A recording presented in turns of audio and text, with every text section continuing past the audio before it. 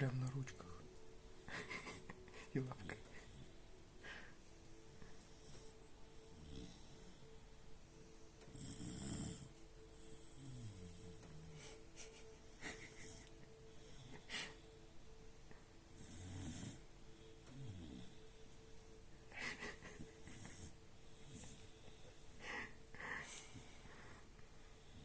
Храпун уже такой маленький.